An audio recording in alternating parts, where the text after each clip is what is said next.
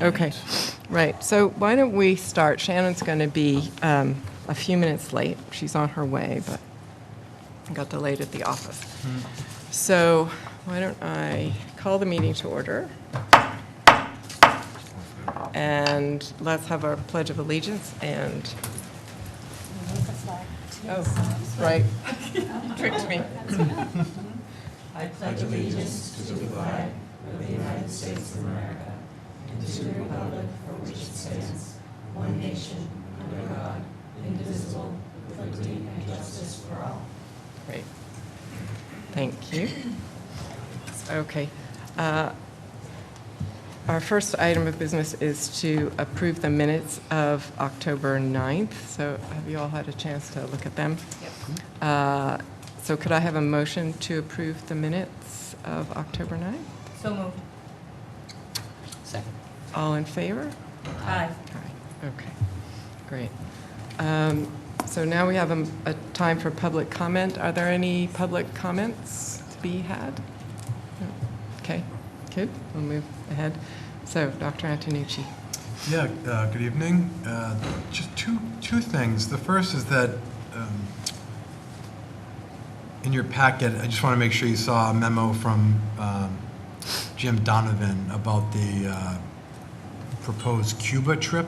So last year, okay, good, I'm glad I'm talking about it. Sorry. Yeah, it's okay. I don't know if you recall, but Sue Sullivan had planned a trip to Cuba that this committee approved. But if you recall, last May, the U.S. State Department basically banned travel, or made it really an impossibility.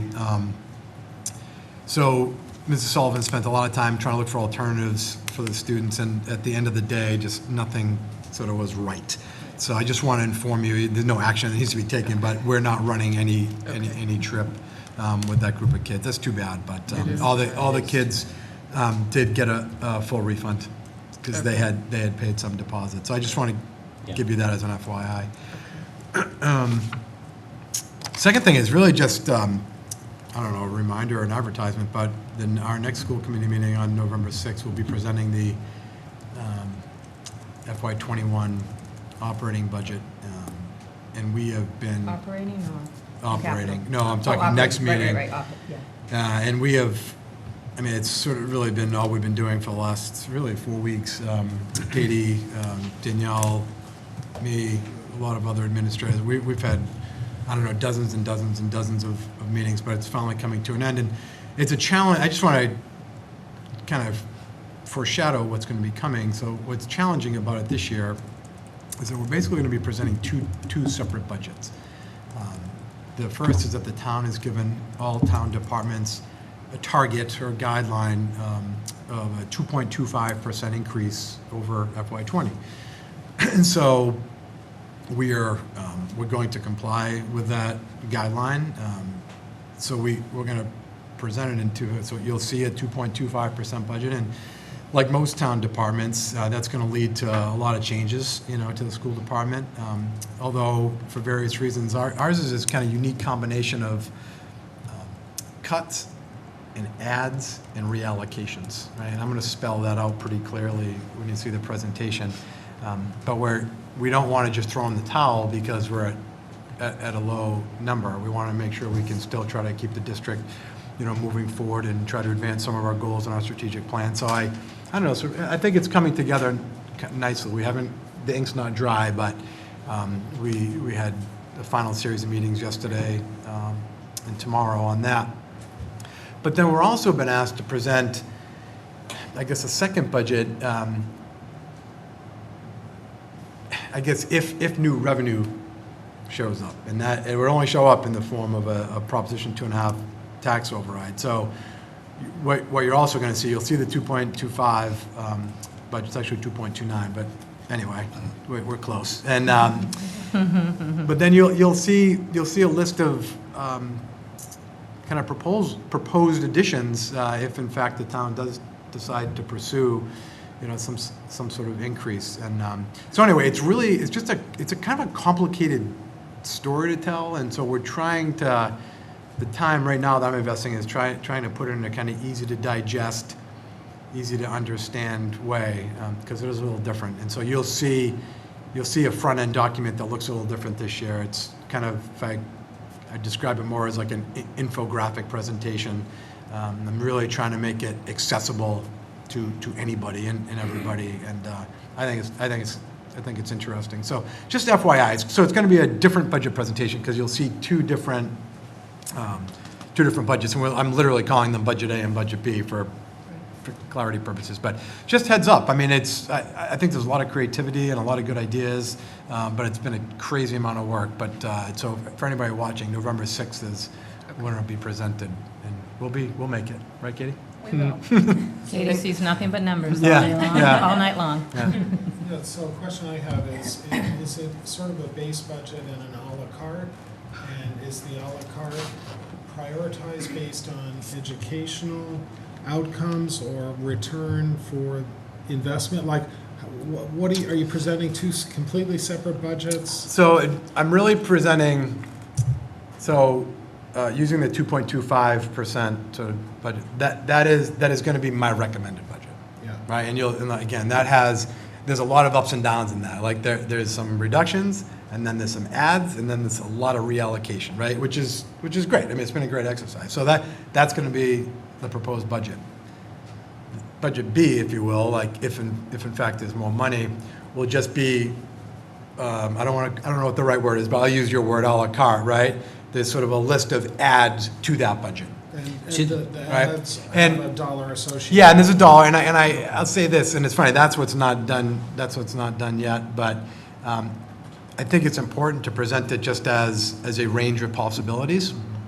À la carte, however you want to describe it, but I'm trying to assign a dollar amount to some of the requests, but I'll say this, I think it has to be fluid, because I don't really know where the conversation is going to go with that. So, so I think it's going to be clear,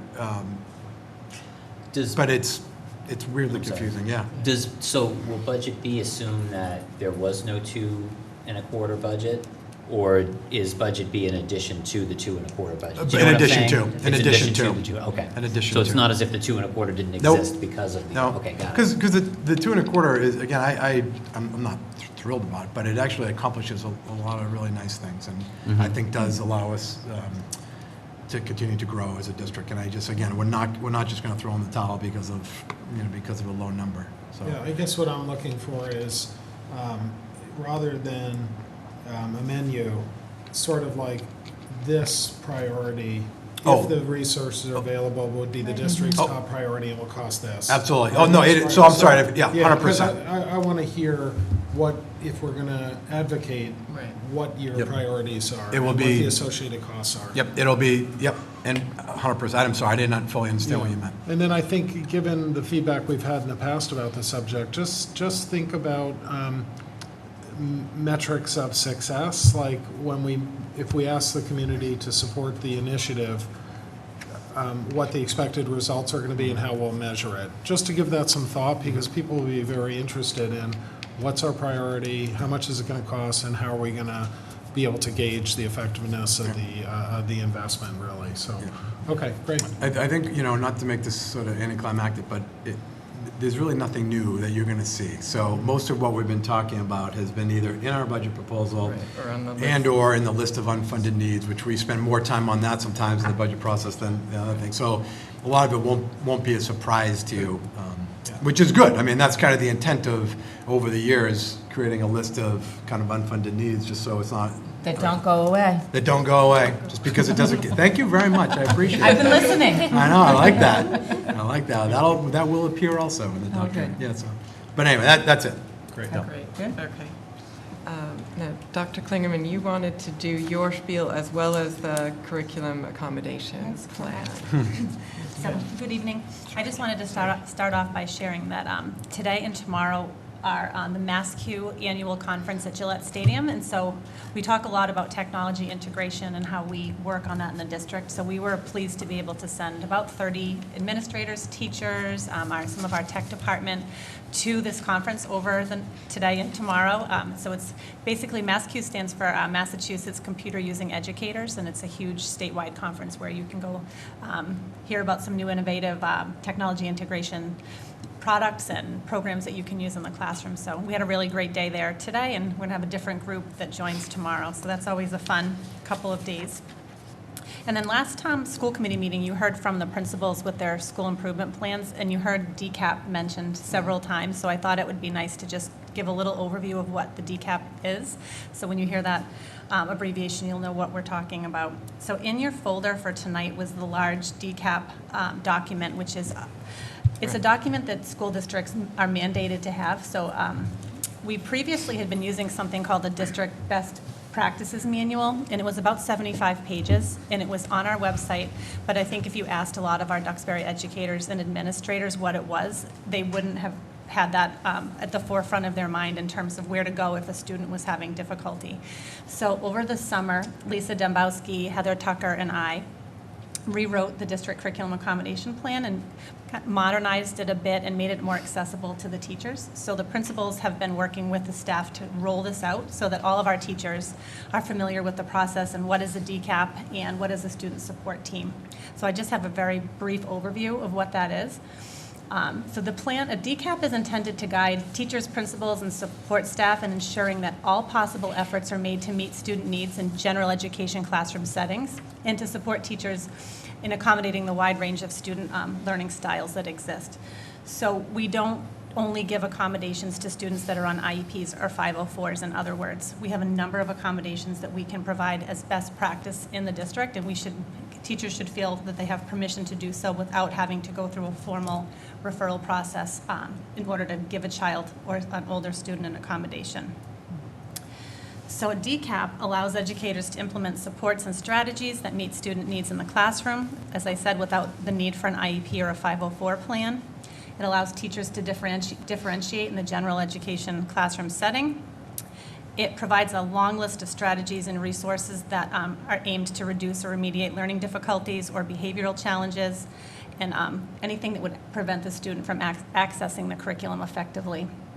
It helps teachers document when they're making accommodations for students. We don't want teachers to be doing a number of accommodations and not keeping track of it and keeping data to make sure those are effective. And if they are effective, we want the teachers to feel free to share them with other teachers, especially at the middle school and high school. So if we have an English teacher that's making some accommodations for a general education student, we don't want that student to just be successful in English. If that's an accommodation that can help that student in math, we want to have a forum for them to be able to share these accommodations that are working for student success and not just have students be successful in certain classes and not others.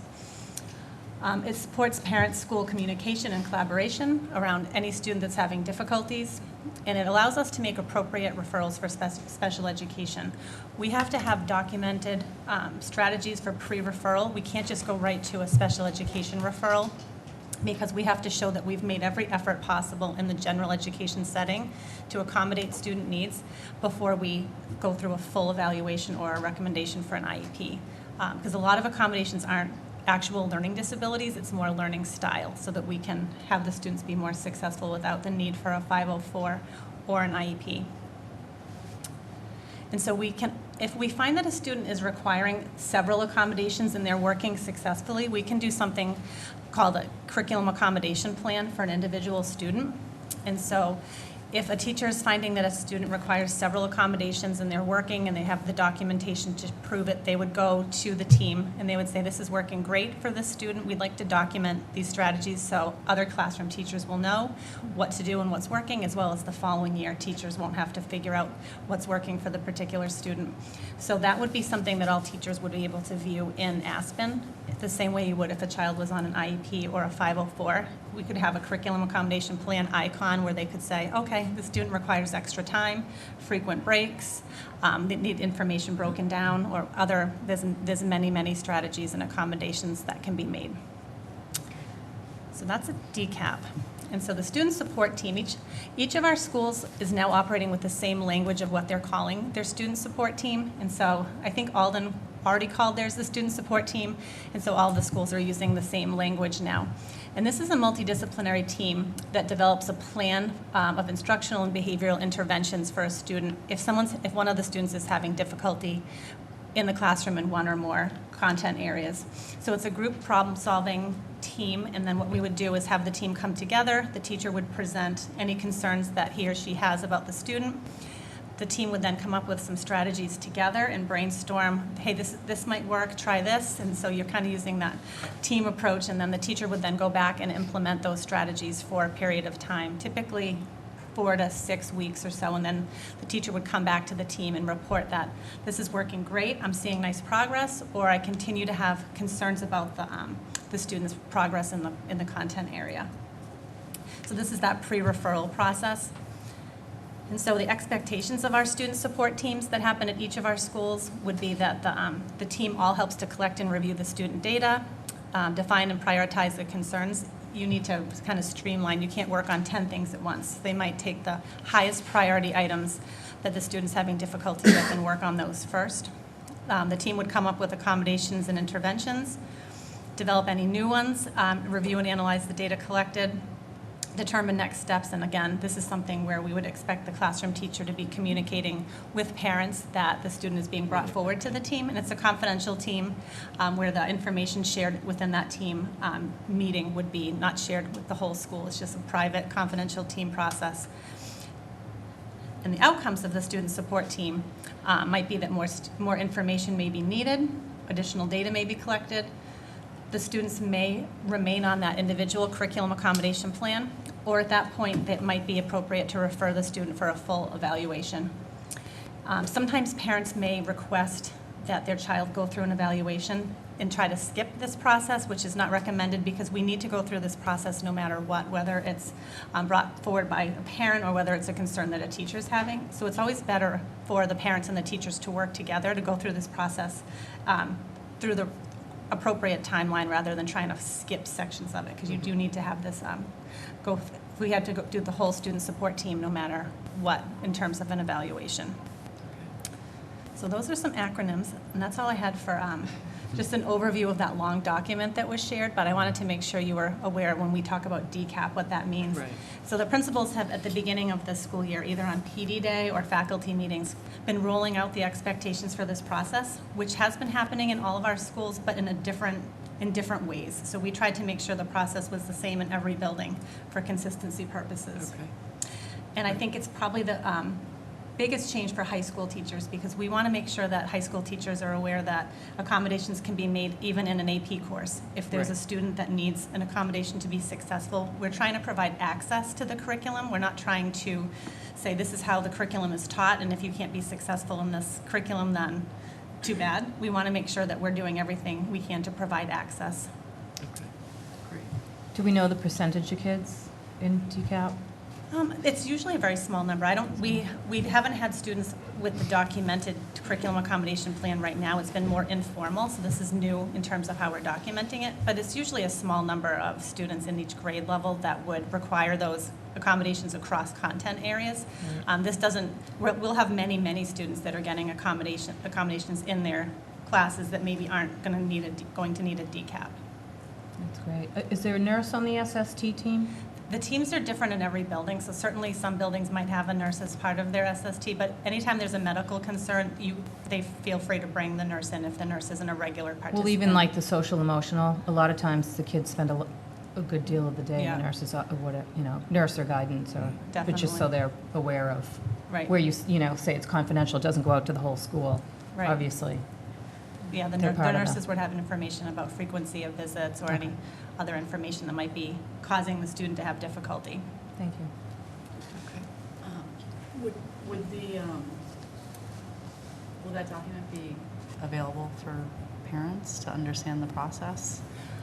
The DCAP process, that is Yeah. available, it's on our Is it website. on the website? The DCAP Okay. is public document, and so- and the Okay. forms that we would be using Okay. are on there. They're not a form that requires a parent's signature, like a 504 or an IEP, but there's Right. something that the parent should be, partner with the teacher while Yeah. the child is going through that. And so the Okay. forms are available on that full DCAP document that we shared with you tonight. Yep, great. But maybe, you know, the DCAP 101, like this is very helpful, because I think a lot of parents would struggle.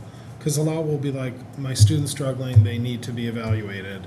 So I think being able to make this, you know, instead of saying, here's this 75-page document to read, if you could provide this, I think that would be a Sure. good front end. I can put that up Yeah, on just the to say, website here's- with PowerPoint the as DCAP. well. Here, you know, Yeah. here's how because that, you could see if a parent's, you know, has a student who's struggling, they will jump to, I want an evaluation. So you want to say, well, no, this is the proper steps. We're not trying to make it more difficult Right. to have an evaluation. We're trying to make all of our students more successful and recognizing they have opportunities to, you know, get support to be successful without going right to an IEP Right. or a 504.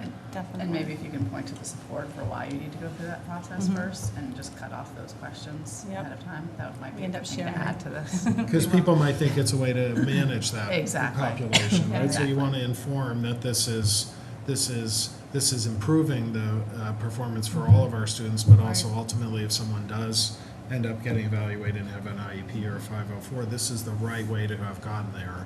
So just, I think that way, and you hear where I'm coming from, like Yeah. you feel the same way. Yeah, yeah, no, So- the more information, the better, so the parents understand the why behind everything. Absolutely. And how does it fit into the, kind of the overall process in terms of timing and everything? And like, the SST, how often does it meet? How do the Usually teachers they make meet- time for Usually that? they meet once a week throughout the Okay. year. The elementary definitely meets once a week, and the secondary might meet once a week, or they might have students as needed. The meetings wouldn't be as packed at the secondary level. So the teachers just know when it is, and then they can Yeah. ask to be on the agenda, or? Yep. Okay. So they would talk to their building principal to say, is this something that I should bring to SST? I'm making these accommodations, and the principal might say, you know what, those are best practices, that's fine, just keep an eye on it. And if the teacher and the principal feel so that the accommodations are becoming more substantial and need documentation, Then or that the goes, progress is okay. still, with that best teaching going, best practices going on, if the progress is still slower than what we would expect, that's when it would move on to Then it- like a full meeting. Okay.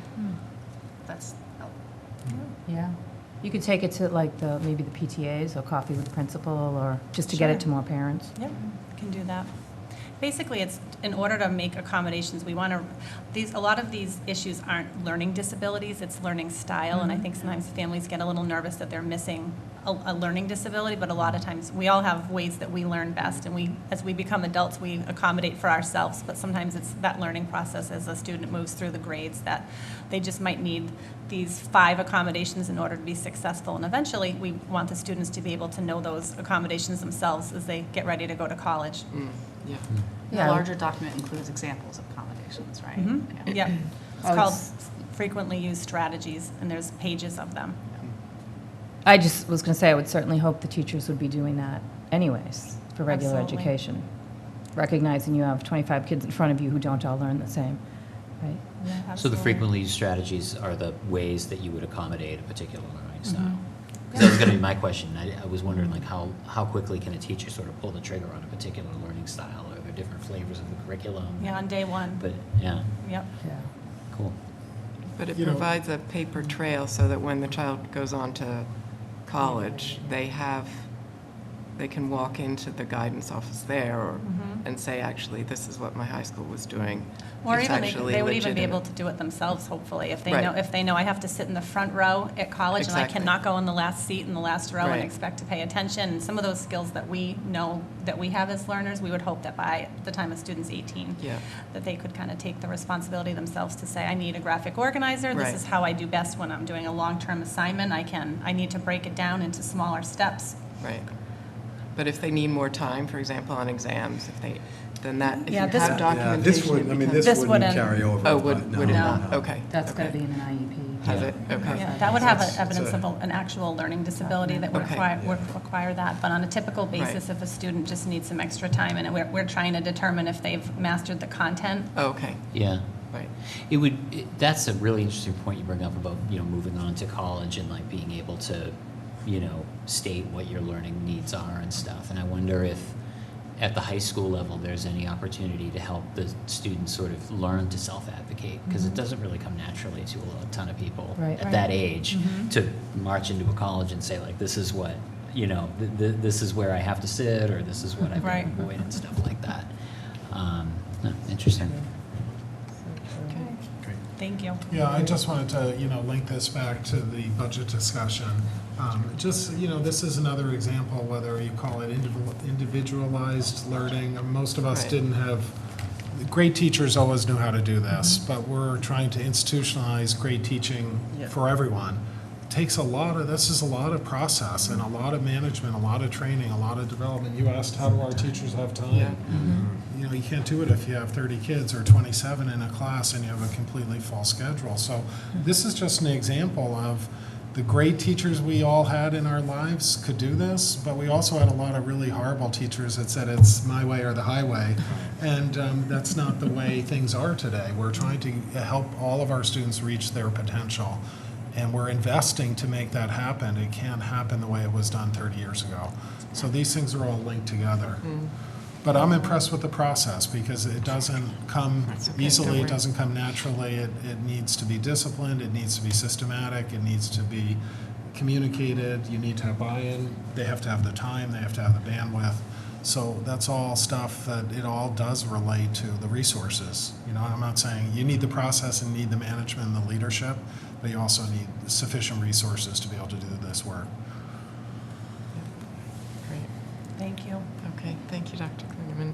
Mrs. Blake? So I'm going to defer my updates to the capital budget Okay. presentation later Okay. in the meeting. Okay, perfect. Jess and Tanner? Start. So last week in the high school was Spirit Week, which is always fun and always brings a really positive environment to our school and a lot of unity. So we had each day you dress up. So Tuesday was America Day, Wednesday was class day, Thursday was supposed to be pop culture day, and then Friday was Decades Day. And at the beginning, so the past few years, we've been doing this new tradition of having a tailgate in the morning for juniors and seniors before school. And people bring like munchkins, and sometimes there's like a grill with like bacon. But it's just a really fun way to, unite people, and you can feel the environment really changes in the school, and it has I would say, positive impact on us. Great. All right, and then our second thing on the list. Well, first off, we had the pep rally on Friday, and I'm not just saying this because we helped officiate that, but it was the best pep rally yet. Part of that's being seniors, and we run in, and we had our big banner. But it's also funny to think about, like, we're both class officers, and freshman year we were sitting in the gym making these little posters, just like the 6 of us officers.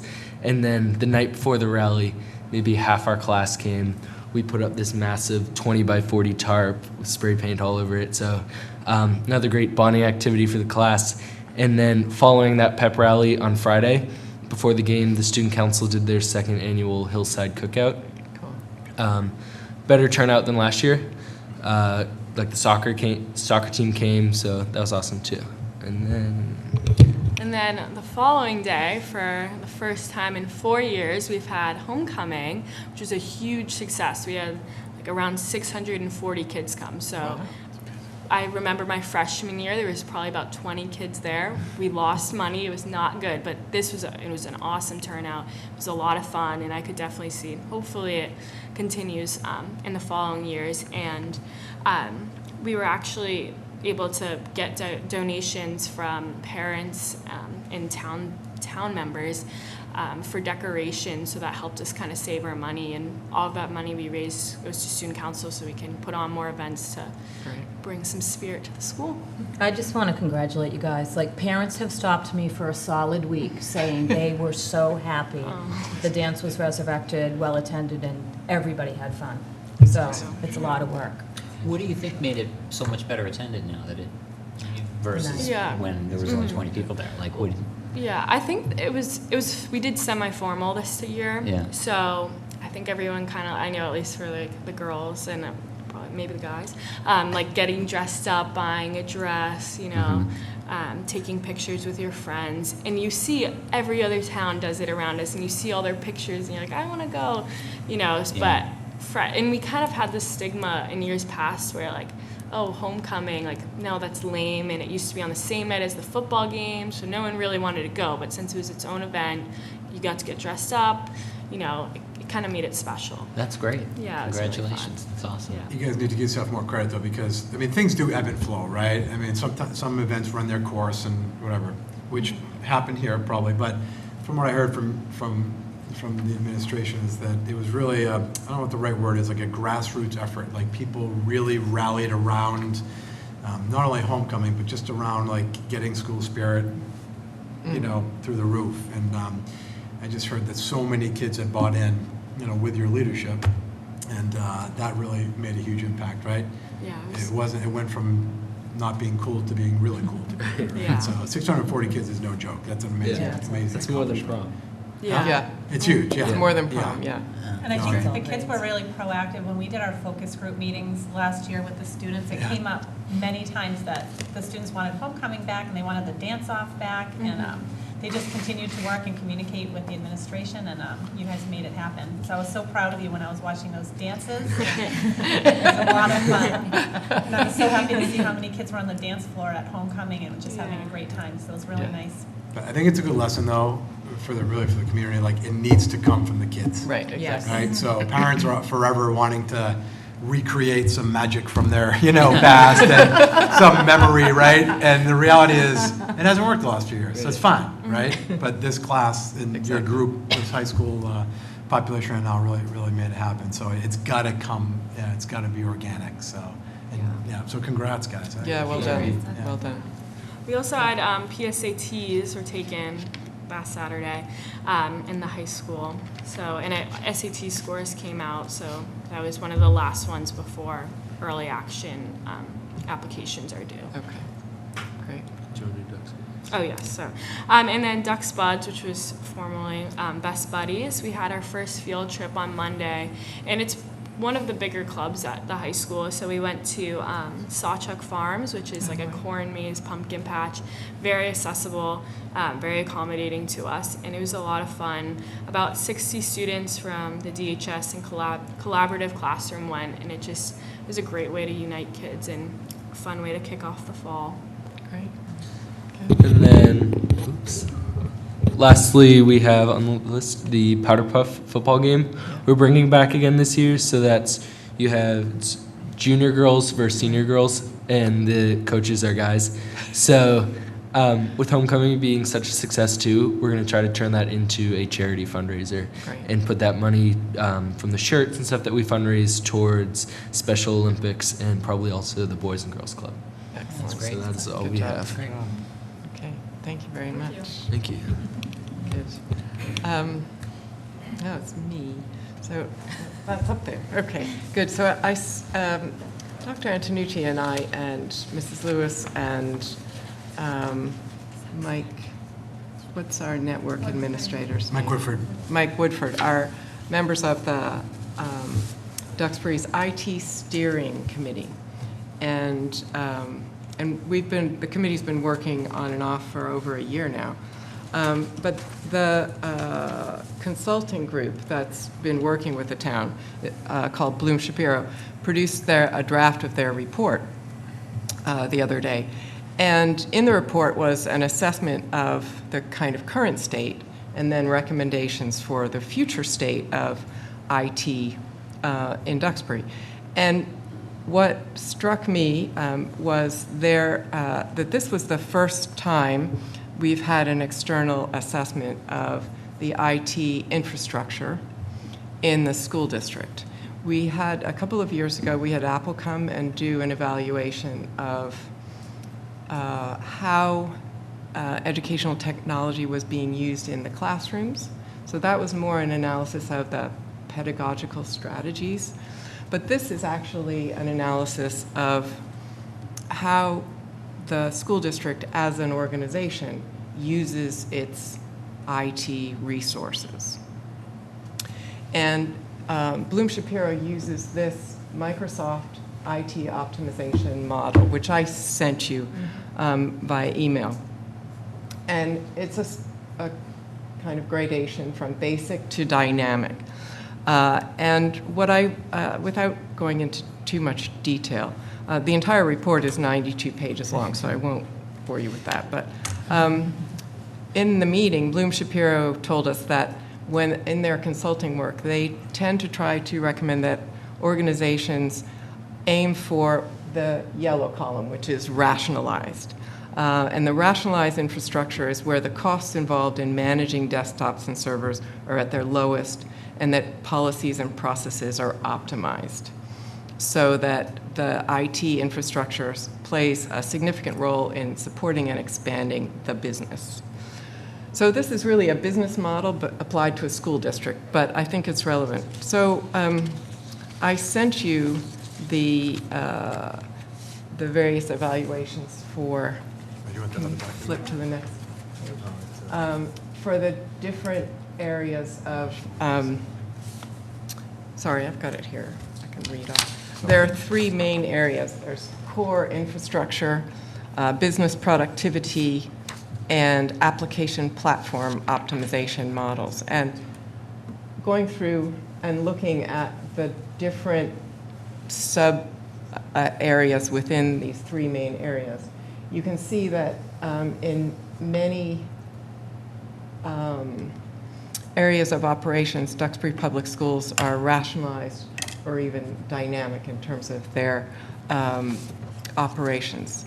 And at the very least, the areas where we are basic, which is the lowest assessment, is more around business intelligence, which is trying to understand the nature of your communication with your clients and using that to expand your reach with your clients. Which we talked about. It doesn't really fit a school. It doesn't fit a school, but I might just have you recall that during our last meeting, all of the school development plans mentioned using MailChimp to track how many people are accessing the newsletters and the website. And so we are beginning to do a bit of that. But fundamentally, what I took away was that that the school district is using its IT resources very effectively.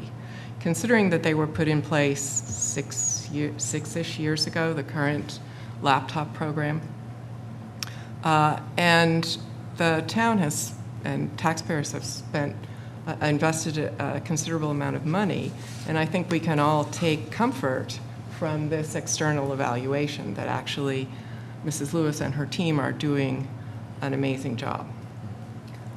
So I just wanted to share that with you. Any questions?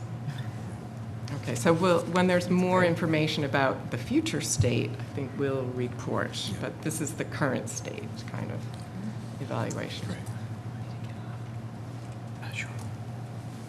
Okay.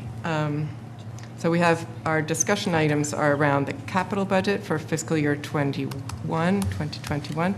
So Mrs. Blake and Mr. Cherry, are you doing a team approach here, or?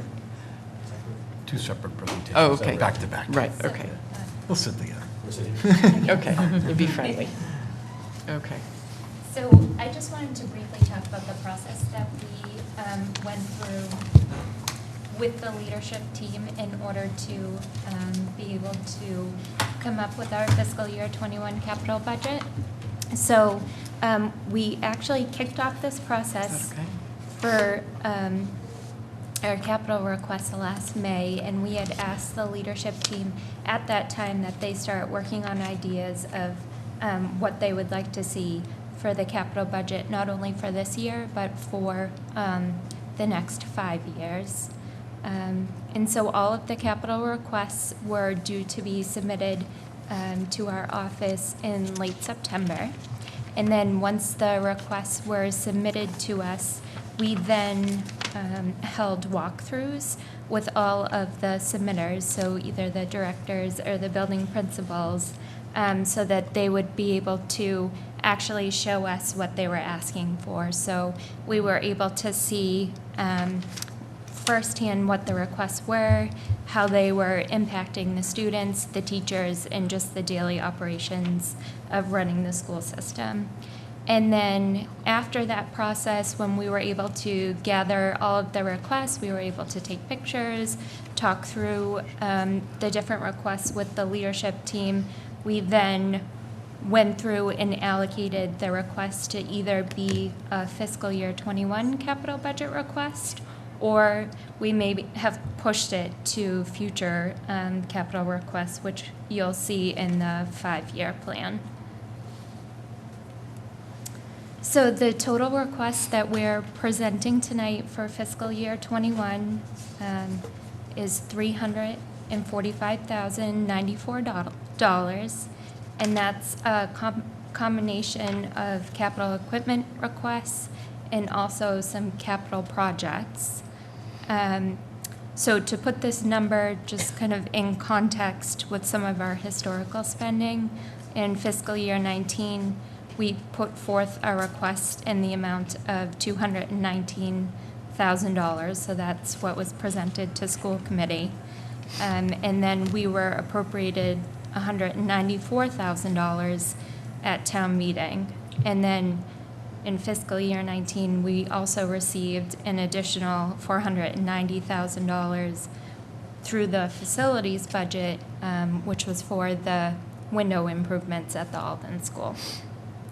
Last year, we put forth a request in the amount of just under $370,000 to school committee, and we were appropriated $253,518 at town meeting, as well as $512,000 for the Chromebooks. So it was $253,000 for our capital projects, capital equipment, and an additional $500,000 for the Chromebooks. So I tried to separate out the requests. So the first round of requests will fall under the capital equipment category. So capital equipment, just as a reminder, would be a one-time or an infrequent purchase with a useful life of 5 years or more. And so within these requests, we have some capital equipment. So the athletics, we have a storage shed, art department equipment replacement, purchase of missing pieces to our acoustic performance shell, instrument replacement, replace our utility vehicle with a Kubota, and some furniture replacement, which is a district-wide initiative.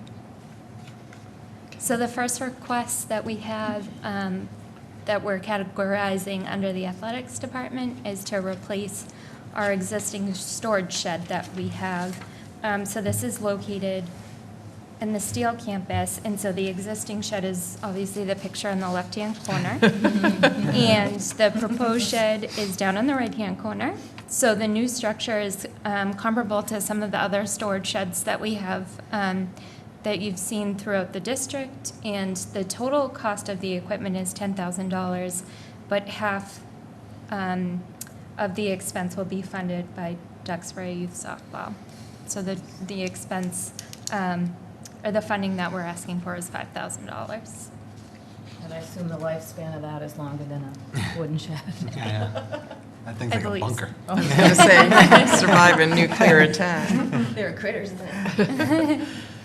So the next request is for the art department, and that is for equipment replacement. So the picture on the slide, that is and I'm hoping that I pronounce this correctly, it's a Wacom tablet. Wacom, thank you. I have an old one. You can have it. So this is a graphic tablet, which allows our art students to be able to draw by hand, and then that drawing is captured digitally. And then we're also asking for funding in order to replace some of our existing printers and scanners that we're saying are important instructional tools because they're used daily in our art classes, such as digital photography, creative imaging, AP digital art. And so just another note, the tablets are essential for the continued usage of our Adobe Creative Suite. So used daily in these classes that we mentioned.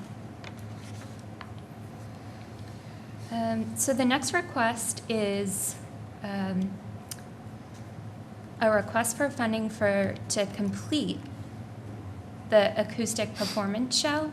So currently, we have 3 pieces of this shell system. So during the new building procurement process, originally the request was for 8 pieces, which would be the complete shell. And because of funding constraints, they only purchased 3 pieces, which you can't pointless. use the 3 pieces. So currently, we have 3 pieces in storage, but we're really hoping to be able to complete the set so that they could be used effectively and they could be used for some of our performances. This is for the black box theater, so it's a separation of the. No, it's that white shell behind the risers there. So they could be, they're portable. So in the So back. you'd be like behind a chorus, for example.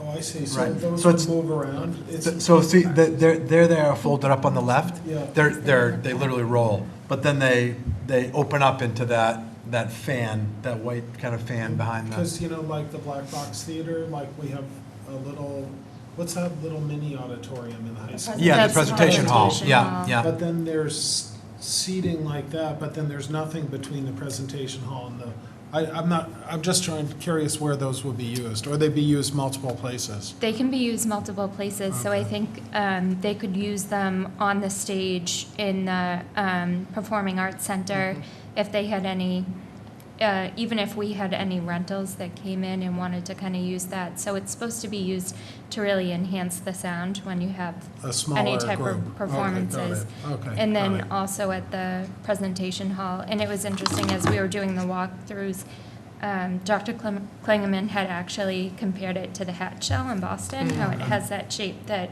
really is able to project sound Okay, yeah. efficiently. So, so the funding would just be to be able to complete that, so it would be utilized by the music department.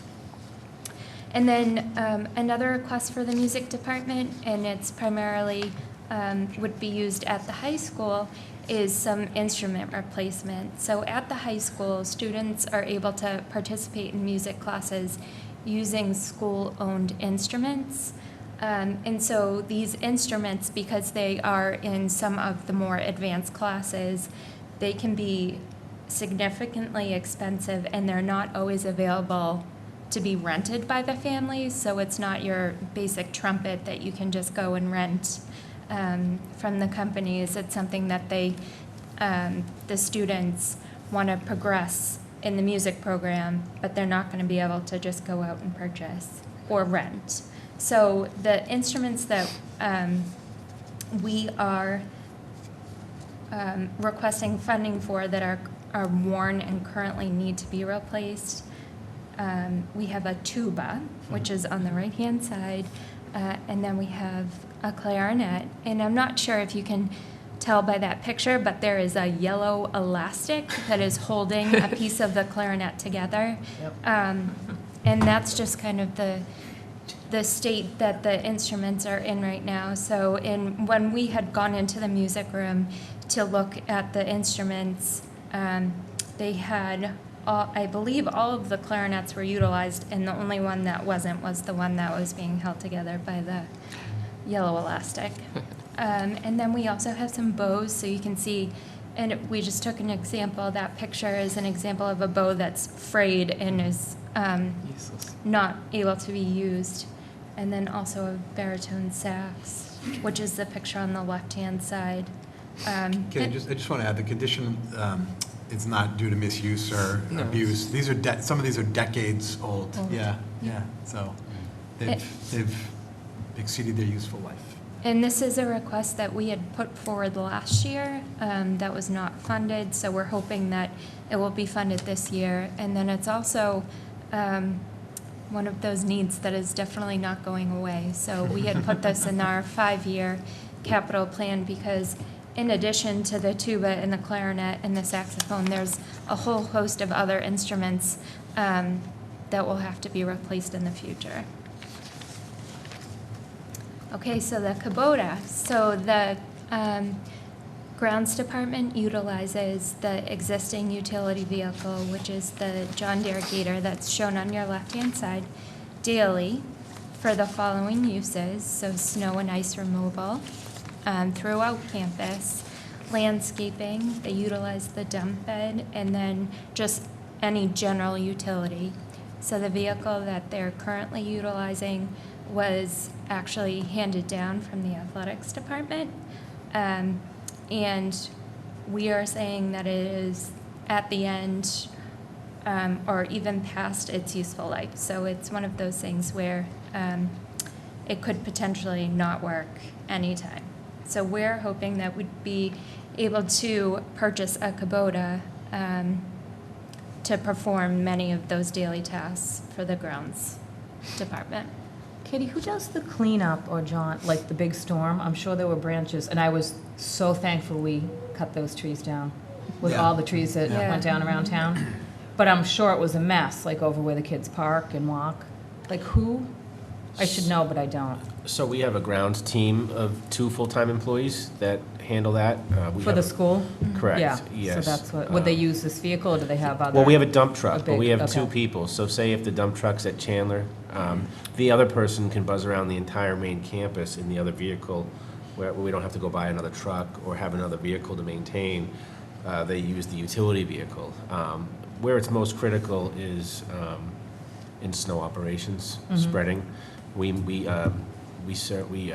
de-ice all the non-parking lot surfaces district-wide, and we spread with this, which helps us very much, so. So you have to take that to each campus? Take it to Chandler and then? No, just the main campus, just down here. Okay, so Chandler has its own. Yes, Chandler has walk-behinds. Got it. Thank you. And then the last request, under the equipment, is district furniture replacement. So district-wide furniture is worn and needs to be replaced due to wear and tear or frequent use. Capital funding would be used to purchase the following. So some replacement tables for the middle school team area. So in the bottom right-hand corner is just an example of some of the tables that are currently in the team area. Some lab tables and stools at both the middle school and the high school. So the top right-hand corner is just a picture of the middle school, one of the lab tables, and 2 of the stools that are used at the middle school. Some tables and chairs for breadboard, some library tables at the Alden School, and some teacher desks at the Chandler School. So in past years, we've put forth some furniture replacement. We've had several years of it for the Alden School, but we just wanted to make a strong effort to make it a district-wide initiative to make sure that we're keeping everything in the best shape, and just being able to plan for future years too. So this is also a request that we're putting forth on our 5-year capital plan. Did we ask for the Kubota last year too? 3 years, yeah. Yeah, Yep. 3 years Yeah. in a row? Yeah. I think it was 18, Yeah, well, the 19, first year and it was 20. pulled Yeah. before town meeting. Okay. 1 year it was denied, Yep. and then we're here again. That's mine, okay. I do have a little bit of It needs to be. You So this is the persisted. 4th time. Yeah. Vehicles are always a hot topic. Always, yeah. Yeah, right. I just think there has to be a recognition, this is a massive campus, and Yes. we do it on a shoestring budget. We really do. I mean, having 2 grounds crew for Yeah. the size, amazing. the size campus that we have to cover here in Chandler is pretty good. But we just need better tools. Okay, so for our capital projects, so a capital project, just as a reminder, is a project that will help maintain or improve our existing school assets. So under our capital project requests, We have some flooring requests, so the carpet replacement for Alden, main office and curriculum office, and then for Chandler Library. We also have a project to replace and extend some fencing that we have, both at the Steele campus and also at Chandler. Technology requests, which is infrastructure improvements, and this could potentially be a joint town school project to update the town and schools network. So the number that we're presenting to you tonight is just the school side, but there is also information that Cheryl Lewis and Mike Woodford provided to the town if they wanted to do very similar updates. And then the turf field. So funding for the turf field replacement. But that's not the whole story of the turf field. That's not the whole story, Okay. just a piece. Right. Okay. So the first request is just to replace the existing carpet in the main office here at the Alden School and also the curriculum office. So we're just saying that due to the structure and the age of the building, the main office and the curriculum office carpets need to be replaced. They're worn due to the daily use and wear, and they're also musty due to the moisture in the school. The next request is for the Chandler School, and that's the Chandler Library carpet. So it's over 10 years old, and it's worn from daily use. And there's also been some moisture concerns in the library over the past few years. So I just wanted to point out in this picture on the right-hand side, it's those steps that have the carpet on that. So this is actually used as an instructional space in the library for our students. So they're sitting on the steps, and the librarian may be reading a book to them. So they are certainly having some instructional time, and they're sitting on the carpet. So it's just really important that if there are the moisture concerns, that we're addressing them. Okay, so district fencing. So the fence that runs along the perimeter, and so I tried to put on that middle picture, a red line to represent where the fence is going to be. I don't know if you can see it, but so that is where the fence would be.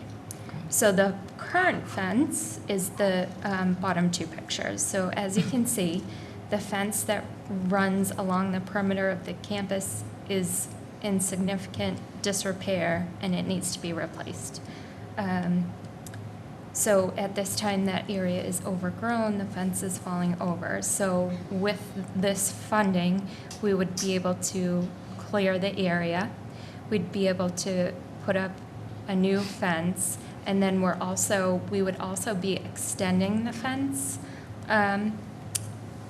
a small amount, that it would go slightly past where it is now, just to cover more of the it would run more along the outside of the softball field in the Steele campus. And then at Chandler, there's a fence that surrounds only a portion of the Chandler playground, and we're asking for funding to be able to enclose that area. So currently, the students are able to, there's a wooded area out by the Chandler playground that's not fenced in, so they're able to kind of run through that area, and it makes it hard to be able to supervise them to not be in that space, in that fenced-in space. So we're just asking for funding to be able to extend the existing fence. Is there a reason to have that fence? I mean, it's wide open, right? I mean, it's not enclosing that area. I don't know, I'm just wondering, if it's all overgrown, do we need a fence? This one here? Yeah. Yeah, there's a couple of reasons. Well, the initial fence, that's been there for decades with the old high school, obviously, but we have a couple things going on here. We have kids that sort of sneak into games and things, but we also have abutters where kids are going into their yards maybe when they're not supposed to, at night, maybe on game days and things like that. And it also is going to allow us to redirect our cross-country course there, so it's not going onto an abutter's property as well. So we're reestablishing that perimeter right from the backstop of the softball field all the way around to where that entrance to the cross-country goes into the woods. Yeah. We're no longer going to go into the woods there. We're going to go up onto the hill and then go in the woods down by the marsh. Got it. So it's got multiple uses. Okay. So we also have a request for some technology infrastructure improvements. So the project would update the school's network infrastructure. And so included in the project is server and equipment, storage and equipment, networking and equipment, VMware, and some professional services. And so, as I had said earlier, Cheryl Lewis and Mike Woodford had also gotten the information and a quote to provide, to do some of these same network infrastructure improvements on the town side as well. So that way we would be on the same cycle, and there would be more consistency between town and school. And that is a separate request that they provided to them. So there's definitely some opportunity to streamline between the town and school. Great. What are the professional services? What does that mean? I think that's just support in order to, professional services would just be the support enable in order to, yeah. Okay, Mhm. thank you. All of the equipment, yeah. And then the last request that we have is the turf field replacement. So, we're hoping to be able to phase out the funding for this large project over several years. The initial quotes that we've received for this project range anywhere from $537,000 for the turf replacement to $770,000 for the turf field and a shock pad to go under the turf field. So at this point in time, the turf is 11 years old, and it's expected that we have about 3 usable years left on the existing surface. So a note at the bottom here, we're saying that a portion of the overall expense for this project we're anticipating will be funded from the building use revolving fund. So last year at the March school committee meeting, we had reviewed and updated our building use fee schedule.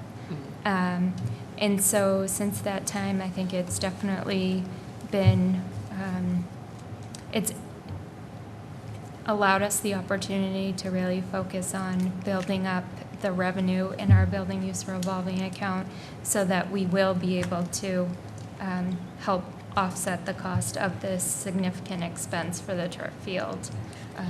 Kenny, I want to add too, this is sort of, I think, 3 years in the making where when, 3 budget cycles ago, 4, I guess, the school department was using more out of the building use revolving fund as an offset to the budget than they were taking in.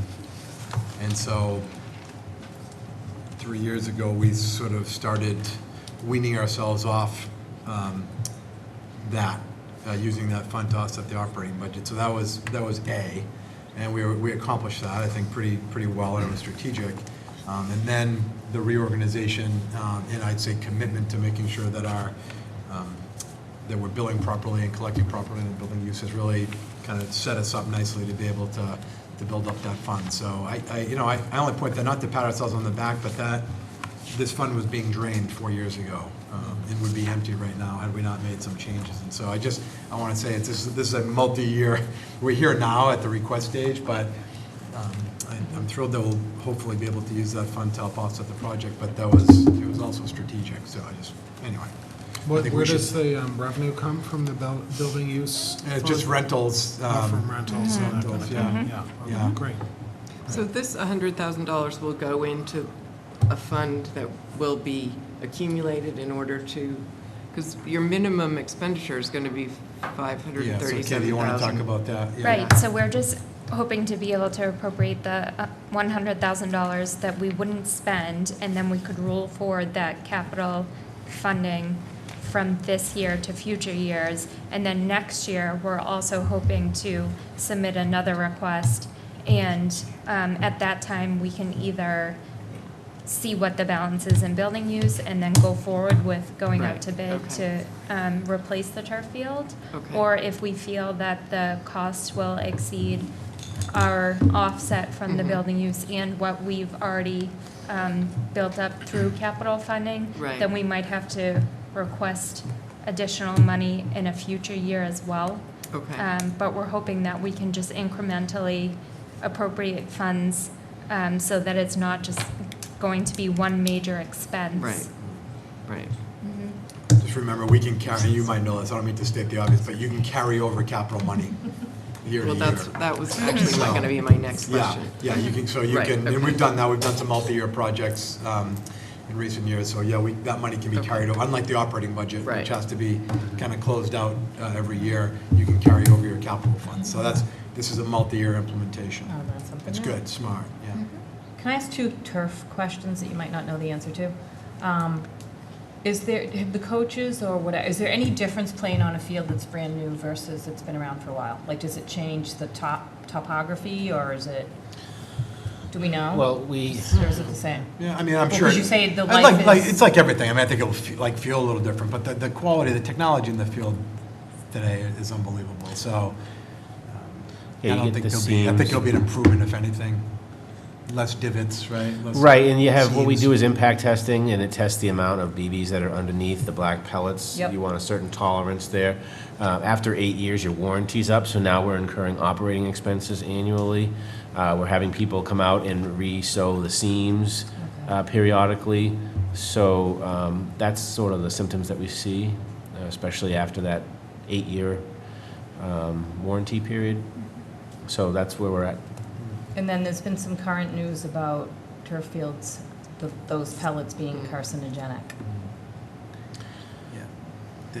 Yeah, Yes. and I mean, it's one of those We just- topics that comes up a lot. Yeah.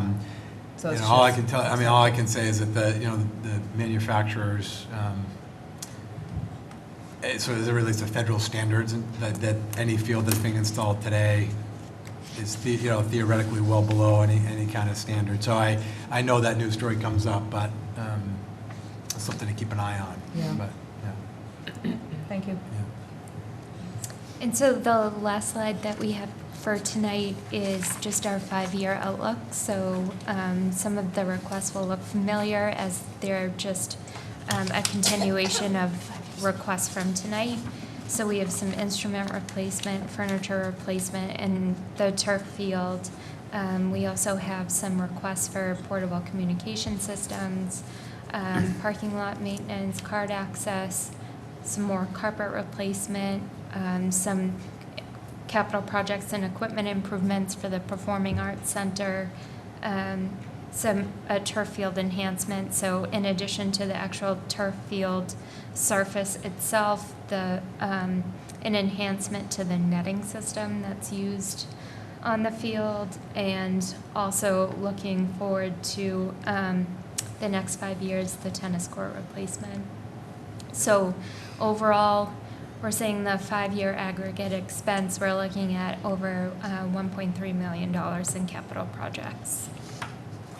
Would you ever consider like replacing the iPads with, like we did with the Chromebooks, do something like less expensive for the tablets? Because I noticed like replacing aging iPads, $134,000. Yeah. Are you replacing with new iPads or something Yes. cheaper? So absolutely. So I think that's more of, for us, if we were going to do a continuation of the existing technology that we have, but we're not saying that that's absolutely what Like we're what you're going to gonna do, do. but it's just kind of an earmark to say we know that we're going to need to spend some money on technology in the next 5 years, and that either the description of what we're purchasing may change, or the amount may change too. These are for the lower grades, you know, Oh, I know, predominantly. but yeah. still, Mhm. I mean, iPads are top of the line for Yeah. tablets, so. Right. Yeah. We have Katie has done a great job.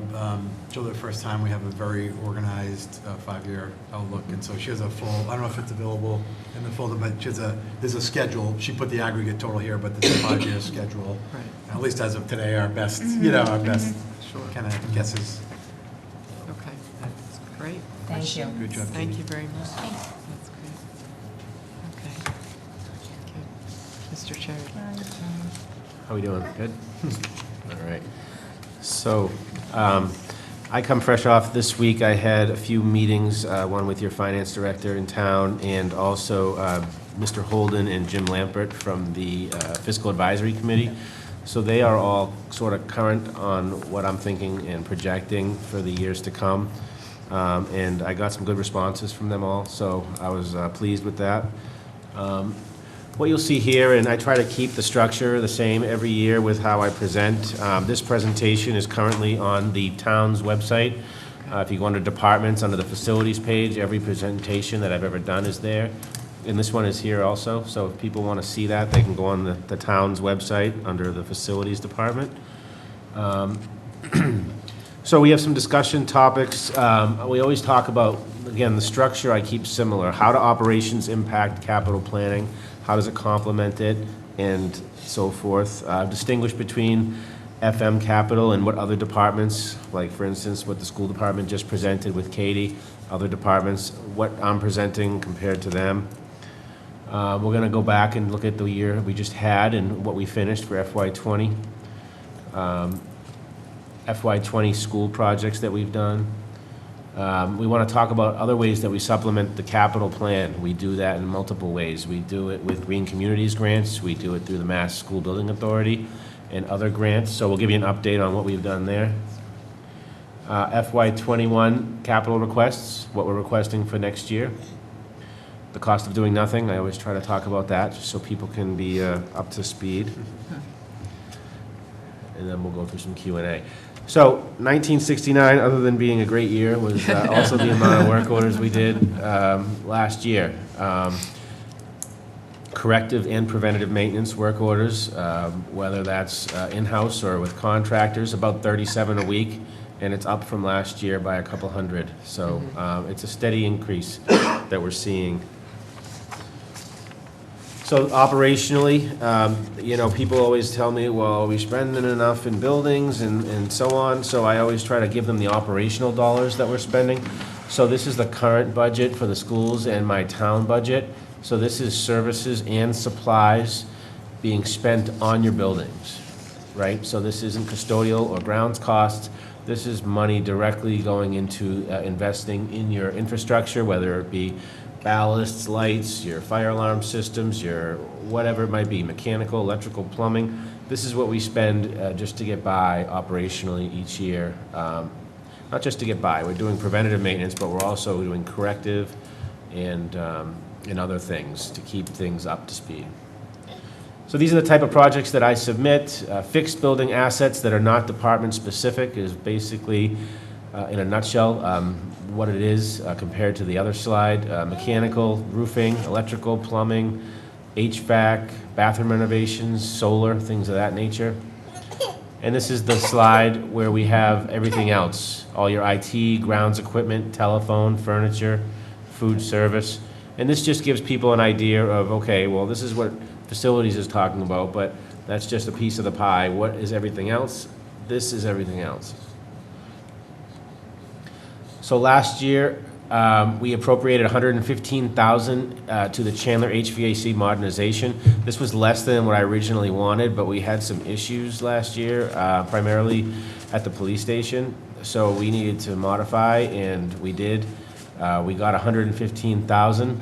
And what we were able to do with that $115,000 is under state contract TRD Trades 01, we only needed $31,500 for design, which is very significant when we're talking about $1 million project, right?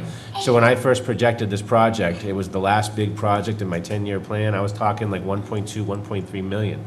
And $200,000 to $300,000 of that was going to be design based on how we were going at that time. But these pre-vetted state vendors what they do is they have these special arrangements with the state that allow us to design for a lot less money and streamline the procurement process. So we're dealing with one vendor that's procuring these products. They can only sell it for a certain markup. They can only earn a certain amount of labor, et cetera. So remember in FY19, Green Communities gave us $95,000 for this project. So what we did with that is we put new controls, digital controls, on 44 classroom units in the north and south wing at Chandler. So we're no longer controlling those valves with air. It's a digital input to each individual classroom. It's not one wing all on, one wing all off anymore. And that's reflected in our operating budget this year. We're reducing our Chandler utility budget by tens of thousands of dollars. We just did this last summer, so it's already paying dividends, and we haven't even put the univents in. And Green Communities is part of that. So we have $83,500 that will roll over from FY20 to offset our FY21 appropriation. So last year for the school department updates, we installed 548 cubbies over at Chandler, and they love them. And this is them using them, and it's really, it's turned out great. It's really brought that 1973 building up to speed into the 21st century, and we're hoping to do that with the HVAC as well. Great. So how do we supplement the plan? You don't all want to pay for this out of your own money, free cash, and so on. So this is the current Green Communities grant. The town received, through your energy manager, Barbara Bartlett, our team, we got the highest grant allowed by the annual competitive grant from the state, which is $250,000. Of that $250,000, $205,000 is spent in the school buildings on these various projects. The school department only had to come up with $958. So we are doing high-efficiency transformers in the Alden School in Chandler. So we're bringing those 1949 buildings and those 1973 buildings, that electrical infrastructure, we're able to bring it up to current state, more efficient operations, et cetera, with the grant. And Alden and Pack and the steel building, we're doing VFDs. For those who don't know what those are, variable frequency drives. So pumps are no longer just on full speed or off. They ramp up and down the motors based on the load and the needs of the building. The speed varies, and these allow that to happen, and it gives significant energy efficiency savings.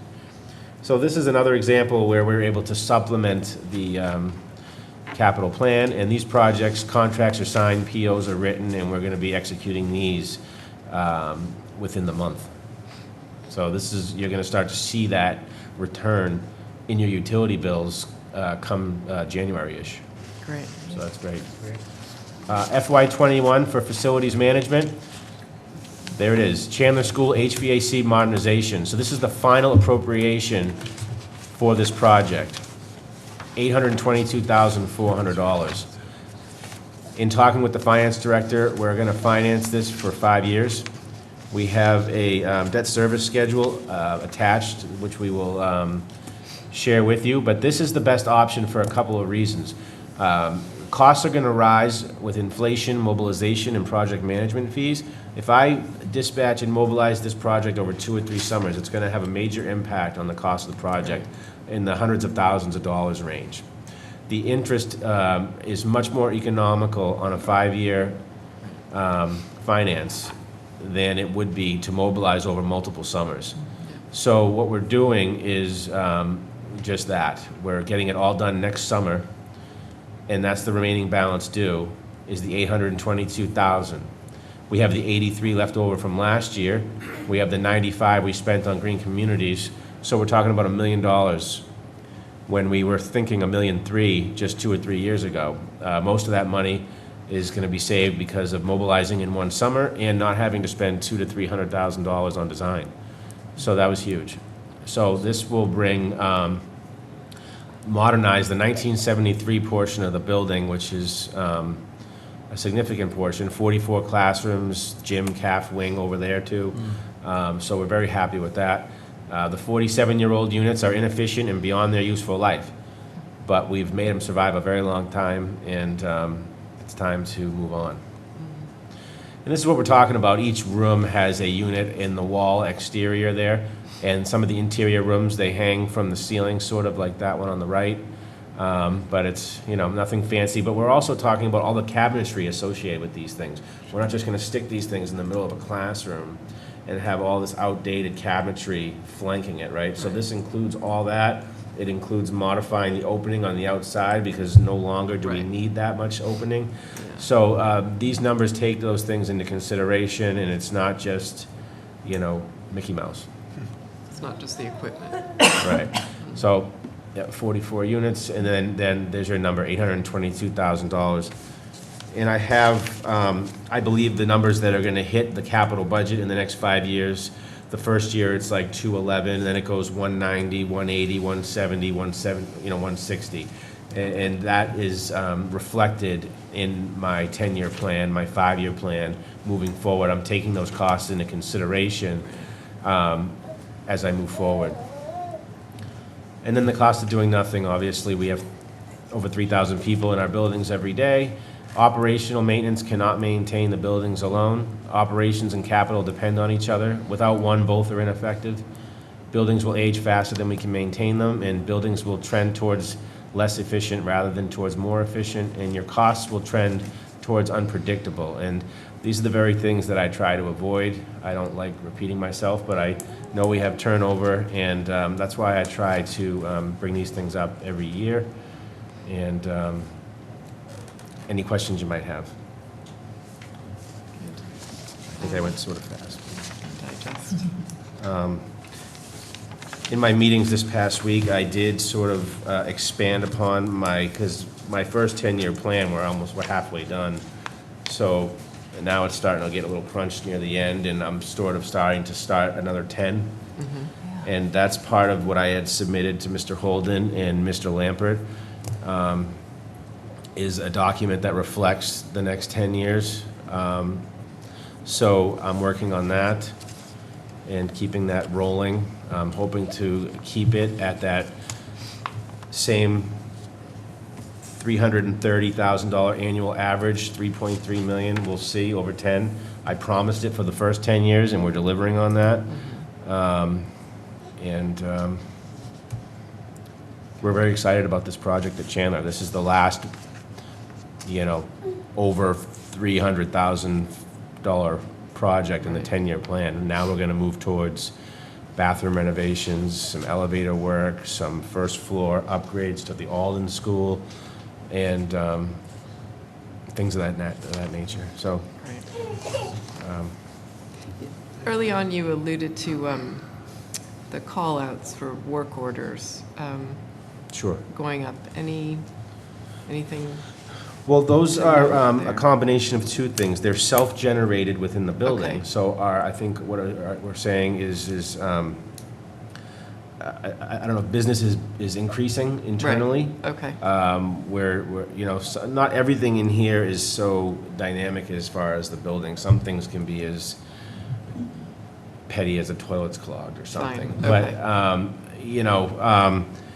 But our budget reflects the needs. I'm not a yes man per se, but I'm not wanting to say no to anybody either, because I want to have a budget that meets the needs of the building and the occupants. So we space it out over a year. We try to get through the risky parts of the winter. We spend a lot in the summer. Now's when we sort of slow down. Sure. And it's hard because customers don't want us to slow down sometimes, but we have to. We get through the winter, and then we reevaluate. Okay. But I am comfortable with the funding that's been allocated both in the schools and the town. I've gotten great support from the leadership team and on both the town and the school side. Okay. So if there is a day where I don't feel that way, I won't hesitate to bring it up. Right. Okay. But now's not that time. I'm pretty comfortable with the money that we've been given, and we're trying to do the right things with it. Okay.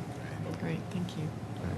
Yeah, so I've been involved about the same time as you in terms of town board, and, Brian, thank you on behalf of the school committee. Do a phenomenal job having you. the visibility, delivering. It's really hard to do, so really you should be commended, and all your team are doing a great job, so thank you. I appreciate that. Thank you. Any other questions? Thanks very much. All right, thanks. Thank you. Okay. we haven't got any action items for this evening. Any correspondence or anything we need to deal with? Okay, public, oh, sorry. I'm just going to give a shout out to my son who came and sat through a school committee meeting for a government class that he's taking. I'm sure it was riveting. Now you know what I do when I leave the house. And I also was going to comment Yes. earlier, and I forgot. 3 cheers to the all-female manned spacewalk that went up to repair the space station. 2 of them are local, right? Jessica Meyer and Christina Cox. So we're keeping those girls in STEM classes and hour of coding, and go for it. Great, thank you. Public comment? Yeah, Shannon. Just a couple of really quick questions. One is, Katie, for you. One is on the fencing, the 2 separate projects. Is there a breakdown of what it would cost to do just one or just the other? So for the steel building, we're saying that's going to be $23,000, and then Chandler is going to make up the difference, so it's a $7,000, yes. Okay. Yep. And is there any economy of scale of doing the 2 together that you know of? I mean, will it be more expensive to do one without the other? Are you bidding with somebody that, okay. And then my only other question is, on the funding of the turf field, for how much are you hoping a range even to come from the building use revolving fund to contribute to that? So if you get 100,000 this year and 100,000 last year, you're still 337 shy of the lower end. Yeah. Yep. I mean, do you think you'll be able to raise that much in the building use fund? So I think in the 5-year plan, and I don't know the exact number off the top of my head, but we had increased the funding that we're asking for in next year. I believe it was 150. So Oh, we 150 for next year, okay. we are increasing that, and then I believe based off of what the balance is at the time. So in 2 years from now, it's probably going to be the best time for us to determine how much we can contribute towards that field replacement. And as I had said earlier, that will really determine if we're going to have to go for another year of funding, capital funding through the town. Yeah, So but somewhere between 300 and 400 Okay. is possible. Pretty significant, It's possible. yeah. We're gonna have to keep an eye on it, but Okay. we're trending towards that kind of delta. that range. Yeah. That's significant. It is. Okay, cool. Thank you. Thanks, Great, Shannon. thanks. Thank you. Okay, anything else? Right, well then, could I have a motion to adjourn? So moved. Second. All in favor? Aye.